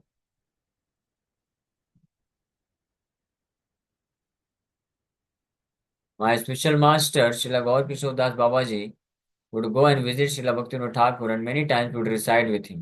Srila Bhaktivinoda Thakur, out of his compassion for other living entities, pointed out my spiritual master, Srila Gaur Kishore Das Babaji. Upon seeing my spiritual master, the extent of my worldly faults were diminished. I knew that all other living entities who have taken the human form of life were also fallen and low like myself. But by gradually observing the spiritual character of my master, I realized that only a Vaishnava could reside in this material world and be of exemplary character. तो श्रील भक्ति देव जी ठाकुर यहाँ पे वर्णन कर रहे हैं, ये उनके शब्दों में बोल रहे हैं कि मेरे आध्यात्मिक गुरु श्रील गौर किशोरदास बाबा जी महाराज प्राय आया करते थे हमारे घर में, शिला हमारे पिताजी के द्वारा प्रवचन सुनने के लिए। शिला भक्तिविनोद ठाकुर के पास जाते थे शिला गौर किशोरदास बाबा जी महाराज, और उनसे श्रवण करते थे। क्योंकि शिला भक्तिविनोद ठाकुर बहुत ही दक्ष थे, बहुत ही एक्सपर्ट थे कृष्ण कथा करने में। तो बहुत सुंदर कथा करते थे चैतन्य महाप्रभु की, कृष्ण की। तो शिला गौर किशोरदास बाबा जी महाराज बहुत पसंद करते थे उनको सुनना। जनरली शिला गौर किशोरदास बाबा जी महाराज गांव में नहीं रहते थे, बाहर रहते थे, और किसी से बातचीत नहीं करते थे, पूरी तरह से विरक्त थे। और अकेले रहते थे, और वो भी कहाँ रहते थे, पब्लिक टॉयलेट में रहते थे, जहाँ पे लोग जा करके जो है टॉयलेट करते थे। तो बदबू, बहुत बदबू आता था वहां पे, उस वहां पे कहीं छोटा सा कुटिया बना कर रहते थे। क्यों? क्योंकि वहां पे रहते थे तो लोग वहां पे उनके पास नहीं आते थे, इसलिए वहां पे जाते थे। नहीं तो जब गांव में रहते थे तो हर दिन हर समय कोई ना कोई आता रहता था, बाबा जी महाराज आशीर्वाद दीजिए, बाबा जी महाराज ये करिए वो करिए। तो नाम जप नहीं होता था, भजन नहीं होता था, तो परेशान होके वो सब उधर से छोड़ छाड़ के निकल गए। और ऐसी जगह बैठते थे जहाँ पे कोई आएगा नहीं, क्योंकि बैड स्मेल आएगा, बदबू आएगी तो कोई आएगा नहीं। तो इसलिए वहां पे बैठ के अच्छे से भजन कर लेंगे, सोचिए। कितना कितना दृढ़ निश्चय है, कितना अटैचमेंट है हरिनाम जप करने के लिए, कि वो अपने आप को ऐसे गंदगी वाले स्थान में रख जा रह रहे हैं जहाँ पे बदबू आएगी, ताकि लोग वहां पे आए नहीं, और आए तो बहुत दूर बहुत समय तक वहां पे ना टिके, भाग जाए तुरंत। ऐसे ही एक व्यक्ति आया था शिला गौर किशोर दास बाबा जी महाराज के पास, और बोलता है, बाबा जी महाराज मुझे आपका आशीर्वाद चाहिए, हम बहुत बड़ा सत्संग प्रोग्राम कर रहे हैं वहां पे, आपका आप आइए कीर्तन करिए, हमको आशीर्वाद दीजिए। तो जानते थे कि इसको क्या आशीर्वाद चाहिए, इसको भौतिक आशीर्वाद चाहिए। हाँ, मेरा इस्तेमाल करके बस फायदा उठा करके ये भौतिक संपन्नता चाहता है। तो फिर उसको बोले कि अच्छा आप, वो व्यक्ति बोल रहा था, आप जो बोलेंगे मैं करूंगा, आप चलिए बस। बोले अच्छा मैं जो बोलूंगा करोगे? बोले ठीक है, तो घर वापस मत जाओ, मेरे साथ यहीं बैठ के नाम जप करो। तो फिर निकल गया, वो वापस नहीं आया। तो तो ऐसे शिला, लेकिन ये शिला गौर किशोर दास महाराज जो किसी से मिलना जुलना पसंद नहीं करते थे, दूर रहते थे। और स्पेशली गृहस्थों से तो बिल्कुल दूर रहते थे, गृहस्थ आश्रम गृहस्थों से नहीं मिलते थे बिल्कुल भी, क्योंकि ज्यादातर जो गृहस्थ व्यक्ति होते हैं वो भौतिक चेतना में रहते हैं, मेरा समाज, मेरा फैमिली, और इस प्रकार के अलग अलग सेंस ग्रेटिफिकेशन, ये सब बातें करते हैं। तो उनको पसंद नहीं होती थी ये सब, इससे कभी एसोसिएट नहीं करते थे। लेकिन शिला भक्ति विनोद ठाकुर जो कि गृहस्थ थे, लेकिन फिर भी उनके पास जाकर के उनका संग करते थे, यानी उनसे विचार विमर्श करते थे, कथा सुनते थे, और उनको उनके साथ रहना, उनसे बातचीत करना, उनमें उनको बड़ा आनंद मिलता था। इसलिए कई बार वो जाया करते थे। तो शिला भक्ति विनोद ठाकुर बचपन से ही देखते थे गौर किशोर दास बाबू जी महाराज का आचरण। तो वो देख करके बचपन से वो कन्विंस हो गया कि हालांकि ये पढ़े लिखे नहीं है, कोई शास्त्र श्लोक नहीं बोल सकते हैं, लेकिन इनका आचरण बिल्कुल दिव्य स्तर का है। और तब से उनको उनके हृदय में प्रेरणा मिल रही थी, मिलना चालू हो गया। फिर जिसलिए जैसे भक्ति विनोद ठाकुर बोले कि जाओ आप उनसे दीक्षा ले लो, तो बड़े प्रसन्न हो गए और वो जाते हैं। सो उनके अर्ज करने में वो अप्रोच करते हैं। फाइनली दीक्षा कैसे हुआ ये हमने आपको बताया पूरी में। अब आखिरी एक चीज डिस्कस करेंगे, हालांकि इसमें और भी बहुत सारी चीजें हैं। जगन्नाथपुरी जब ट्रांसफर हुए थे शिला भक्तिनाथ ठाकुर, वहां पे जगन्नाथपुरी मंदिर के इंचार्ज बने। तो उस वक्त अपने पुत्र शिला भक्तिनाथ ठाकुर विमला प्रसाद को भी साथ में लेके जाते हैं। अब वहां पे रह करके दोनों, भक्तिनाथ ठाकुर विमला प्रसाद, बहुत अच्छा प्रचार करते हैं, और नाम जप कीर्तन और बहुत अच्छा प्रचार होता है। तो इनके प्रचार के प्रभाव से कई लोग जो है उनको फॉलो करने लगे और भक्ति विनोद ठाकुर की कथा में आने प्रारंभ कर दिए।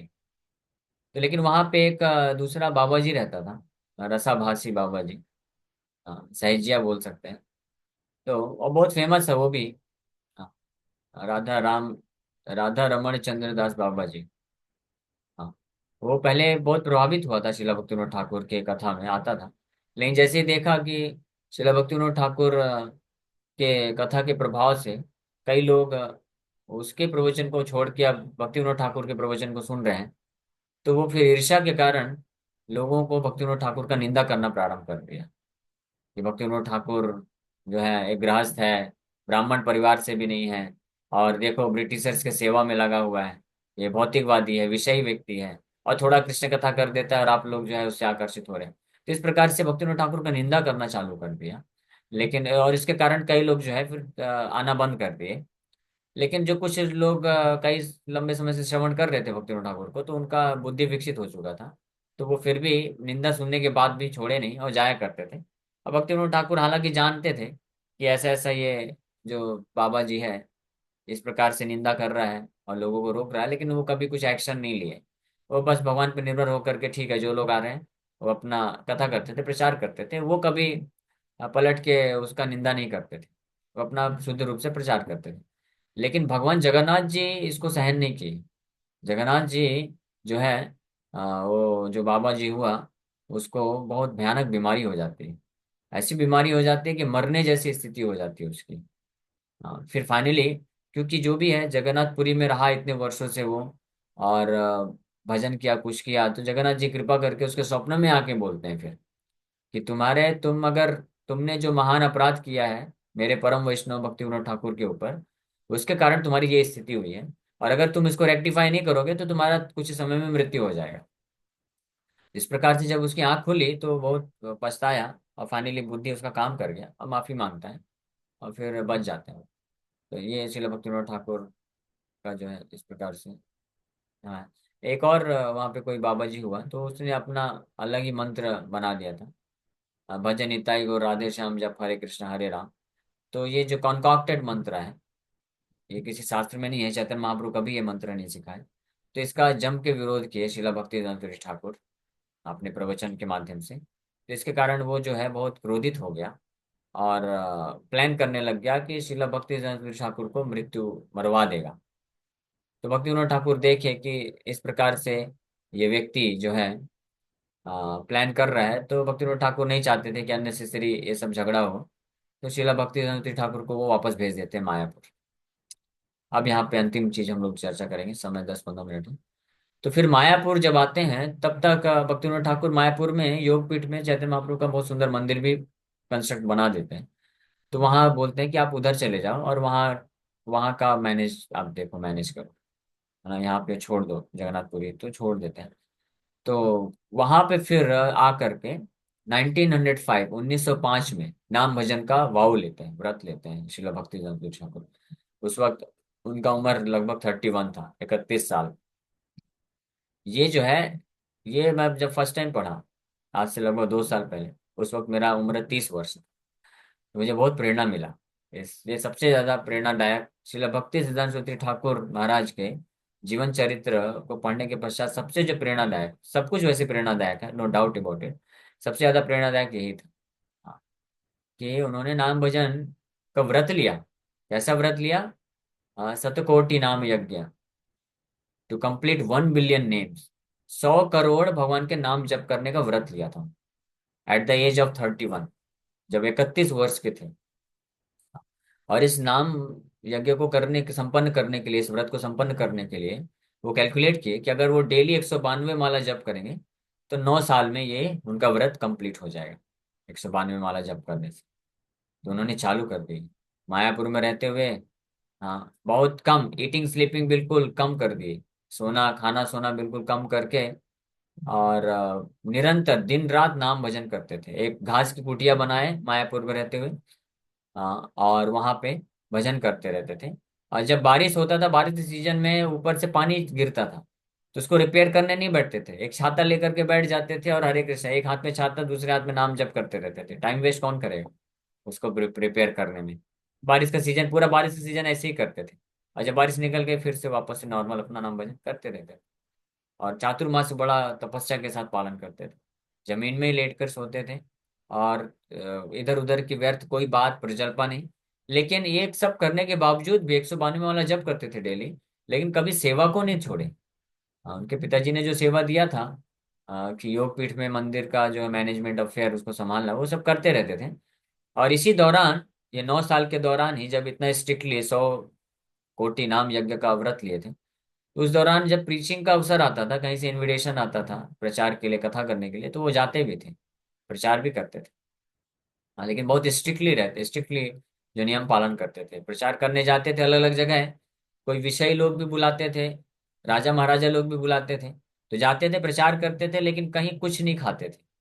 हाँ, स्ट्रिक्टली केवल पानी लिक्विड पी के और फिर वापस आ जाते थे। इस प्रकार से इतना स्ट्रिक्ट नियम पालन करते थे। और अपना 3 लाख नाम भजन जो है कंप्लीट किया इस प्रकार से। तो ये पढ़ के मुझे बहुत प्रेरणा मिली कि ऐसा नहीं है कि धीरे धीरे जो है 16 से 25 माला, 32 माला, 64 माला करना होता है। ऐसा कोई रूल नहीं है कि 60 60 वर्ष तक इस पहले। हाँ, कुछ भक्त लोग ये जो है गलत इस प्रकार से प्रचार करते हैं कभी कभी, कि प्रभुपाद बोले, प्रभुपाद सेड वर्क हार्ड समाधि लेटर।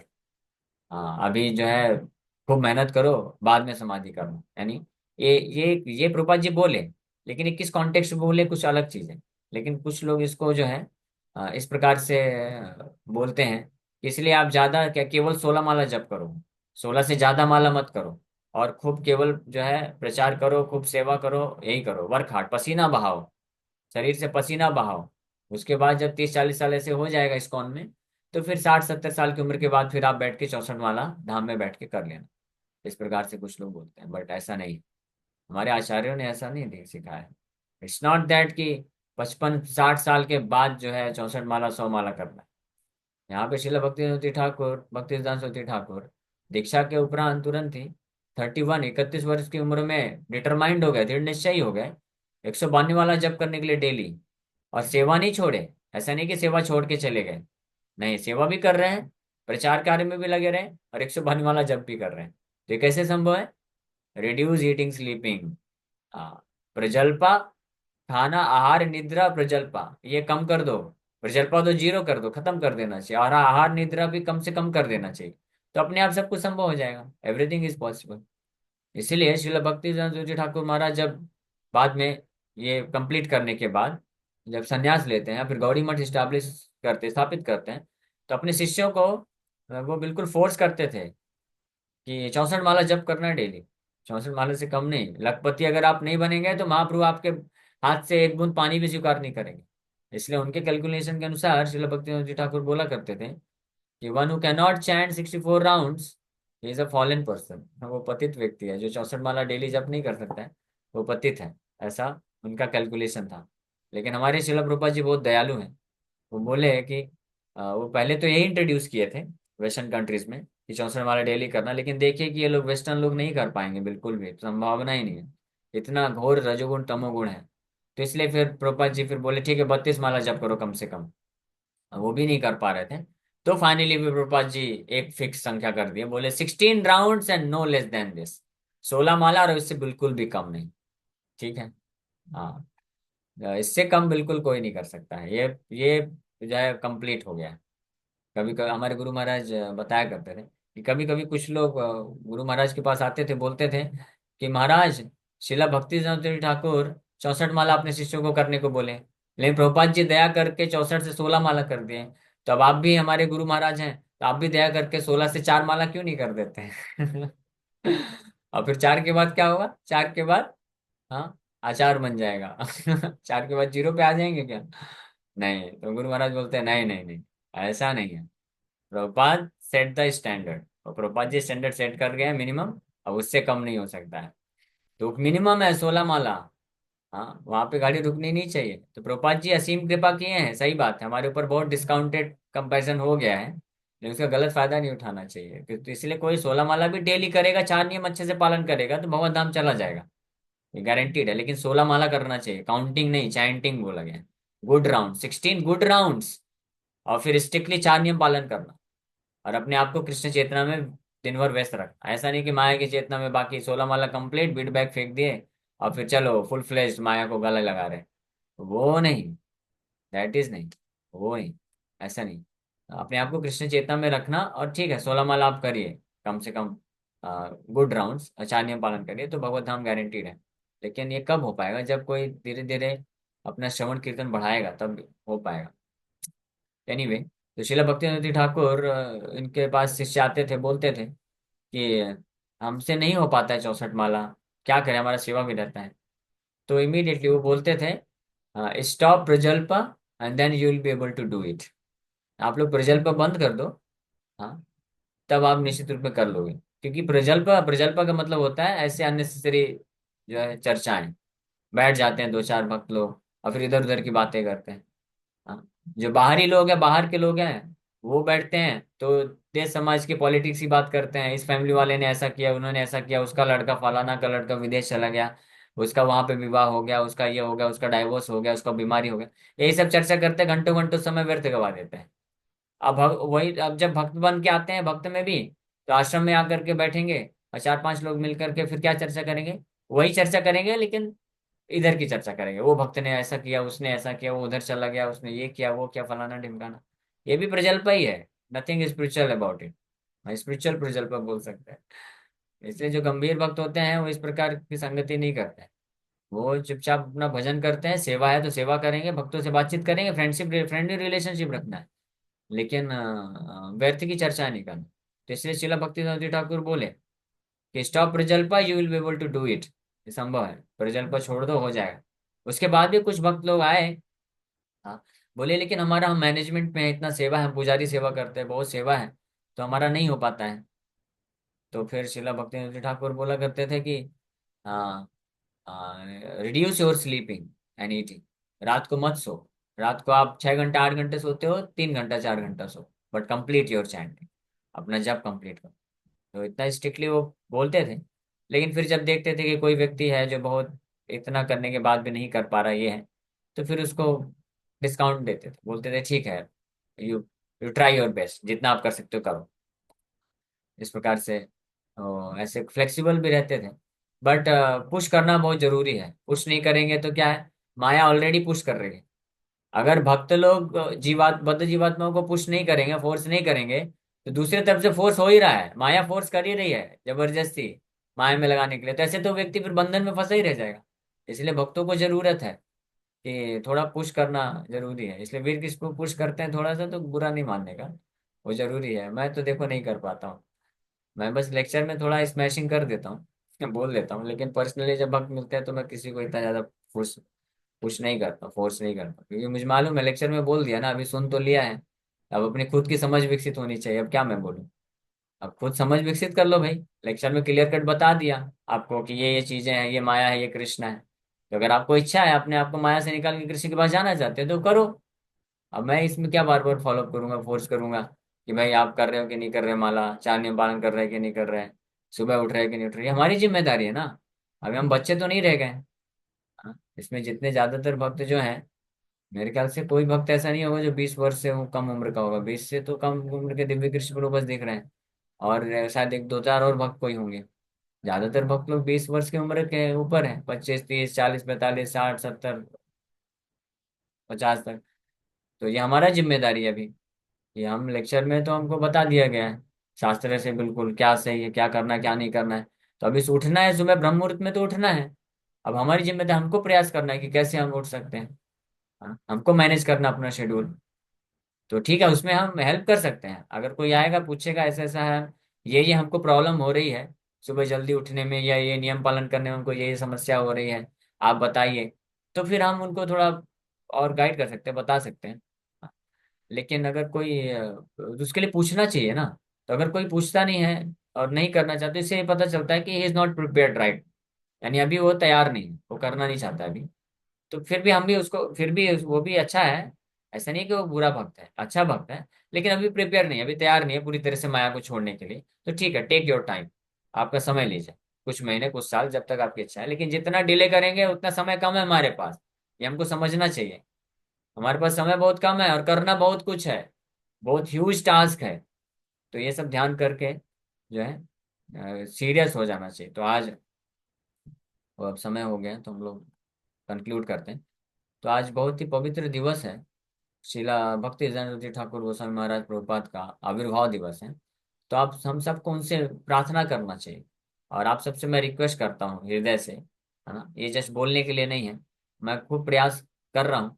लेकिन क्योंकि चेतना देहात्म बुद्धि में होती है, आसक्ति रहती है, या शरीर ऐसा है कि जो है ईटिंग स्लीपिंग, खाना पीना और सोना पूरी तरह से छोड़ नहीं सकते हैं। लेकिन वैष्णव की कृपा से, भगवान की कृपा से संभव है। तो आप सब लोग प्रार्थना करिए मेरे लिए भी, हाँ, शिला भक्तिवेदांत ठाकुर महाराज प्रभुपाद से, कि उनके पद चिन्हों में पालन करके हम भी इस प्रकार के जो आहार निद्रा है, इसको, इससे मुक्त होकर के पूरी तरह से दृढ़ निश्चय रख करके नाम भजन में जुड़ जाएं, बिना सेवा प्रचार को कॉम्प्रोमाइज किए।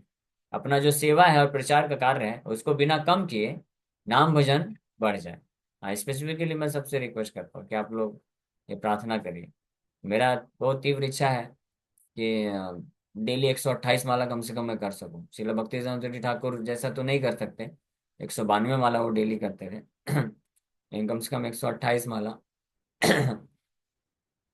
कर सके बिना अपना प्रीचिंग प्रोग्राम, गौर निताय का ड्रेसिंग सेवा को घटाए। तो आप ये प्रार्थना करिए मेरे लिए भी। अगर आपको लगता है कि इस प्रकार के जो भी हम प्रयास कर रहे हैं, क्लासेस, प्रचार का सेवा, उससे अगर आपको लाभ मिल रहा है थोड़ा भी, तो उस लाभ के बदले ये आप कमीशन दे दीजिए, आपका आशीर्वाद और प्रार्थना। ये प्रार्थना बहुत शक्तिशाली है ना। कुछ भक्त लोग सोचते हैं कि हम क्या प्रार्थना करेंगे प्रभु जी, हम तो खुद ही ऐसे, इतना हम नहीं कर पा रहे, हम तो 16 माला ही कर रहे हैं। नहीं, तो प्रार्थना आप कर सकते हैं। जैसे किसी के पास 100 100 रुपए हैं, वैसे 100 लोगों से 100 100 रुपए में से 10 10 रुपए मिलेगा। तो मेरा तो जेब भर जाएगा ना, 1,000 रुपये हो जाएगा, है ना। तो मतलब आप ऐसा मत सोचिएगा, अच्छा प्रभु जी आप बड़े स्वार्थी हैं। तो ठीक है, स्वार्थ समझिए जो भी समझिए, आपको अगर लाभ मिल रहा है तो आप सब लोग हृदय से प्रार्थना करिए, ठीक है, कि डेली, हर दिन श्री श्री गौर नित्यानंद प्रभु का श्रृंगार ड्रेसिंग करने का सेवा मिले, डेली 128 माला जप कर सकें, और डेली ये जो प्रवचन कार्य चल रहा, ऑनलाइन आर्ट क्लासेज हैं, ऑफलाइन प्रोग्राम, ये अपॉर्चुनिटी जो भी मिले प्रचार करने के लिए, उसको उसमें कमी ना करें। हाँ, और स्ट्रिक्टली अच्छे से दृढ़ता पूर्वक 4 नियम पालन करके पूरी तरह से माया की आसक्ति से मुक्त होकर के केवल भगवान श्री श्री गौर नित्यानंद प्रभु के चरण कमलों में आसक्ति हमेशा इसी प्रकार से बनी रहे, फंसे नहीं। ठीक है, इसी के साथ हम लोग ये पे विराम करेंगे। श्रीला भक्ति ठाकुर महाराज का ये आविर्भाव दिवस पे उनका गुणगान करते हुए, तो फिर से हम लोग उनका प्रणाम मंत्र बोलेंगे। सब लोग प्रणाम मंत्र बोल के जो प्रार्थना हमने किया है आपको, वो प्रार्थना करिए, आप आपके लिए भी करिए और हमारे लिए भी करिए। नमः विष्णुपादाय कृष्णप्रेष्ठाय भूतले श्रीमते भक्ति सिद्धांत सरस्वती नामिने श्रीवार्षभानवी देवी दयिताय कृपाब्धये कृष्ण संबंध विज्ञान दायिने प्रभवे नमः। माधुर्योज्ज्वल प्रेमाध्या श्रीरूपानुगभक्तिदा श्रीगौरकरुणासक्ति विग्रहाय नमस्तुते। नमस्ते गौरवाणी श्रीमूर्तये दीनतारिणे रूपानुगा विरुद्ध अपसिद्धांत ध्वांत हारिणे। जय ओम विष्णुपाद परमहंस परिवराज कश्यार स्तोत्र श्री श्रीमद् भक्ति सिद्धांत सरस्वती गोस्वामी महाराज प्रभुपाद ठाकुर आविर्भाव दिवस महामहोत्सव की जय। हरि बोल। Hare Krishna. So thank you very much आप सभी का कि आप लोग आए और श्रवण की। हरे कृष्णा। किसी भक्त का कोई प्रश्न है तो पूछ सकते हैं। हरे कृष्णा। हरे कृष्ण प्रभु यस। पंचांग टिल 12 तक हम फास्टिंग रख सकते हैं ना प्रभु जी? हाँ यस यस, अच्छा हुआ याद दिला दिया, मैं बताने वाला था। तो श्रील भक्तिवेदांत ठाकुर महाराज के आविर्भाव दिवस के उपलक्ष्य पे 12 बजे तक, दोपहर तक फास्टिंग कर लीजिए। जो जिन शारीरिक रूप से अगर आप स्वस्थ हैं तो पूरा निर्जला करिए और फिर 12 बजे जो है पुष्पांजलि अर्पण करके, फूल लेकर के उनके चरण कमलों में पुष्पांजलि अर्पण करके फिर प्रसाद ले लीजिए। अगर कोई स्वास्थ्य स्वास्थ्य ठीक नहीं है तो एकादशी फास्टिंग कर सकते हैं, यानी जल जल ग्रहण कर लीजिए, जूस ले लीजिए, फल फ्रूट ले लीजिए, लेकिन 12 बजे के बाद ही अनाज लीजिए, ठीक है। तो उनकी कृपा को आप इस प्रकार से प्राप्त कर पाएंगे। ओके, यस हरे मुकेश कृष्ण प्रभु प्रभु जी। जी। हाँ हरे कृष्णा। हाँ प्रभु जी, मतलब फास्टिंग के बाद फिर उनको भोग प्रसाद में भी क्या अर्पण करवाएंगे? जो कुछ आपको भी अर्पण मतलब। करना करिए। हाँ, भगवान को अर्पण करिए, फिर श्रील भक्तिवेदांत जी ठाकुर महाराज का फोटो अगर है तो उनको अर्पण करिए और पुष्पांजलि अर्पण करिए, ठीक है। अनाज में से कुछ भी बना सकते हैं, है ना। एकादशी फास्टिंग नहीं करना है, 12 बजे तक ही, दोपहर को 12 बजे तक एकादशी करना है, उसके बाद अनाज बना के खा सकते जी जी। हरे हरे कृष्ण कृष्ण। प्रभु जी। हैं। हरे कृष्णा। यस मुकेश भाई। प्रभु जी, कहना तो ये था कि ठीक है हम आपके लिए प्रे करेंगे, लेकिन क्या है कि मन में एक वो बुद्धि वाला जो एक बिजनेस होता है ना, कि फिर दूर हो जाएंगे ना। जैसे नहीं भक्ति विद्वान सरस्वती के स्वामी ऐसी जगह पे चले गए थे जहां हम नहीं आ पाए, फिर आपका भी मतलब कांटेक्ट ये हो जाएगा ना, क्योंकि नहीं नहीं, तो प्रीचिंग। इसलिए तो मैंने ये बोला ना कि बिना प्रीचिंग कार्य को कम नहीं करना है, ये सारे लेक्चर्स करते रहेंगे और यहीं रहने वाले हैं। जो भी हमको हमारी तरफ से जो भी अगर हेल्प मिल सकता है वो हम हेल्प देने के लिए हमेशा तैयार हैं, उसको कम नहीं करना है। और प्रभु जी, लेकिन अभी अभी भी हम वो फीलिंग कर रहे हैं कि अभी आप इतना प्रीचिंग और ये सब कर रहे हैं, फिर भी अवेलेबिलिटी कम है आपकी, हम देख रहे नहीं नहीं, मैं पूरा अवेलेबल हूँ। आप आप हैं। बताइए, जहाँ पे सेवा है प्रचार का हम जाएंगे। अभी परसों हम लोग विरार गए थे, विरार से भी करके आए। अभी कल फिर से विरार जाने का प्लान बन रहा है। अगर अंश अंश क्या बोलते हैं, अनुज प्रभु शारदा अनुज माता जी कुछ जगह प्रोग्राम करवाना चाहते हैं, तो हम्म, आ जाएंगे हम लोग कल। तो प्रीचिंग प्रोग्राम नहीं छोड़ना है, ये भी एक इंस्पिरेशन मिला ना। श्रील भक्ति जयंती ठाकुर 152 वाला जप करते थे, लेकिन जब प्रीचिंग का उनको अवसर मिलता था तो जाते थे और प्रचार करते थे। और स्पेशली सतकोटि नाम यज्ञ करने के पश्चात संन्यास लेकर के तो गौड़ी मठ स्टेब्लिश किए, और सैकड़ों इस प्रकार से हजारों भक्तों को दीक्षा दिए, हजारों ऐसे प्रोग्राम किए। तो सब ये करना है, ये तो छोड़ नहीं सकते हम बिल्कुल भी। क्योंकि ये छोड़ के प्रचार के कार्य को छोड़ करके केवल अपना नाम भजन करेंगे तो इससे हमारे आचार्य गुरु महाराज प्रभुपाद और आचार्य प्रसन्न नहीं होंगे हमसे। इसलिए उनको हम्म। हम अप्रसन्न नहीं करना चाहते, हमारा उनके प्रति ऋण है। तो प्रचार का कार्य तो हम कभी नहीं छोड़ सकते, लेकिन हम खुद हमेशा कृष्ण के प्रति पूर्ण रूप से आसक्त हो जाए, माया को पूरी तरह से, माया से बच कर प्रचार कार्य में लगे रहे। इसके लिए आप सबका आशीर्वाद प्रार्थना का जरूरत है कि आप ये आशीर्वाद प्रार्थना करिए कि हम इस प्रकार से जो सोच रहे हैं, विचार इच्छा है 128 माला डेली जप करना, ये सब तो कर सकें। और ये पॉसिबल है, ऐसा नहीं कि असंभव है। बस इसके लिए दो ही, एक ही कार्य होना चाहिए, भौतिक जो जरूरतें हैं वो कम हो जाए। भौतिक चीजों, भौतिक कार्यों के लिए जो समय जाता है उसमें से समय अगर बच जाएगा तो नाम भजन में लगा देंगे तो बढ़ जाएगा। ठीक ठीक है प्रभु जी, हम है। पूरी आस्था से आपके लिए करेंगे pray. Okay, thank you very much. यह हरि बोल। संगीता माता जी। हरे कृष्ण प्रभु। भक्ति सिद्धांत ठाकुर जब उनके पास गए थे गौर किशोर बाबा के जी के पास, तो उनके पहले उन्होंने ऐसा बोला था ना डिसाइपल्स जब वो जाते थे कि आप कुछ ऐसा ज्यादा देर मत रुकिएगा, आपसे कुछ पाप हो सकता है। तो इस चीज से थोड़ा सा ये समझना था, जैसे घर में प्रभु जी आते हैं या हम किसी के पास जाते हैं तो हमें भी ये चीज ध्यान रखना चाहिए, और हाँ क्या नहीं, ध्यान ध्यान रखना। तो सही, मैं समझ हरे गया, कृष्ण। ध्यान तो हमको हमेशा रखना चाहिए। हम किसी भी वैष्णव से जब हम एसोसिएट करते हैं, उनके साथ रहते हैं, समय व्यतीत करते हैं, तो हमेशा ये संभावना रहती है कि नरमति हो सकती है। क्योंकि कई बार जो कोई शुद्ध वैष्णव भी होते हैं तो बाहरी रूप से आप उनसे बातचीत करेंगे, व्यवहार देखेंगे तो नॉर्मल ही लगेगा, और बहुत फ्रेंडली होते हैं ना शुद्ध वैष्णव। ऐसा नहीं कि शुद्ध वैष्णव मतलब कि कुछ बहुत कुछ जादू प्रकाशित करेंगे, कुछ चमत्कार दिखाएंगे तब उनको आपको लगेगा हाँ ये बहुत महान है। या शुद्ध वैष्णव जो है वो बहुत विख्यात होने चाहिए, बड़े फेमस होने चाहिए, लाखों फॉलोवर होने चाहिए तब शुद्ध वैष्णव, तब उनको प्रणाम करेंगे। नहीं, ऐसे भी शुद्ध वैष्णव होते हैं जिनके एकाध शिष्य ही होते हैं बस। हमारे इस्कॉन में देखिए, एक प्रभुपाद जी के शिष्य हैं हिज होलीनेस जय अद्वैत स्वामी महाराज, बहुत ही उत्तम कोटि के वैष्णव, शुद्ध वैष्णव। हाँ, उनके केवल 10 शिष्य हुए, ओनली 10 डिसाइपल्स, क्योंकि 10 शिष्य के बाद वो फिर डिसाइपल बनाए ही नहीं। लेकिन कितने महान शुद्ध वैष्णव हैं, तो उनको भी उतनी ही मात्रा में पूरा सम्मान देना चाहिए जितना हम कोई ऐसे शुद्ध वैष्णव जो बड़े विख्यात होते हैं। तो एक्सटर्नल चीजों को निगलेक्ट करना चाहिए। तो इस ये बहुत इंपॉर्टेंट है, इसलिए सही बात है कि हमको ध्यान रखना चाहिए डीलिंग करते वक्त वैष्णव के साथ। बट डरना भी हम्म। नहीं चाहिए, ऐसा नहीं कि कई बार कुछ मतलब बहुत डर जाते हैं इसलिए जो है वो सीनियर भक्तों के पास, वैष्णव के पास जाते ही नहीं है। डरना भी नहीं है, जाइए, वो बहुत फ्रेंडली है, बहुत दयालु है, मैं तो खुद एक्सपीरियंस किया हूँ। हम शुरू में हमको ऐसा लगता था हमारे गुरु महाराज इतने महान शुद्ध वैष्णव हैं और इतने विख्यात हैं, हजारों हजारों शिष्य हैं, हम कैसे उनके पास जाके कैसे क्या हम बोले, डर लगता था। लेकिन जब 2-3 बार मिले तो महाराज इतने फ्रेंडली, इतने ग्राउंड टू द अर्थ में आकर के ऐसे बिल्कुल बात कर रहे हैं, तो बिल्कुल फ्रेंडली रिलेशनशिप हो गया, अपने पिताजी जैसे लगने लग गए। फिर आश्रम ज्वाइन करने के बाद तो कभी ऐसा मन कभी बहुत डिस्टर्ब हुआ था तो जाके महाराज के चरणों को पकड़ के रोए भी थे। महाराज, हमारा रोना देख करके महाराज भी रोने लग गए थे, अपना दोनों हाथ सिर के ऊपर रख दिए। इतने वो दयालु हैं शुद्ध वैष्णव, मतलब ऑफ कोर्स उनका पोजीशन बहुत ऊंचा होता है, हम बहुत उनके सामने बहुत निम्न है, लेकिन फिर भी बहुत वैष्णव बहुत हृदय से दयालु होते हैं, तो अपने बालक के रूप में बिल्कुल स्वीकार कर लेते हैं और कृपा करने के लिए पूरी तैयार होते हैं, सेवा का मौका देते हैं। तो इसलिए डरना भी नहीं है, मतलब हेजिटेट भी नहीं करना, अच्छे से आश्रय लेना है, उनका सेवा करना है। लेकिन साथ में हमेशा कॉन्शियस रहना है, चेतना बना के रखना है कि नहीं नहीं नहीं नहीं, हाँ ये बहुत उत्तम कोटि है, हमको अपराध नहीं करना है, ज्यादा हंसी मजाक या ज्यादा प्रजल्प या अपमान, ये सब से बच के भी रहना चाहिए। ओके। बहुत बहुत धन्यवाद प्रभु। हरे कृष्ण। हरे कृष्ण।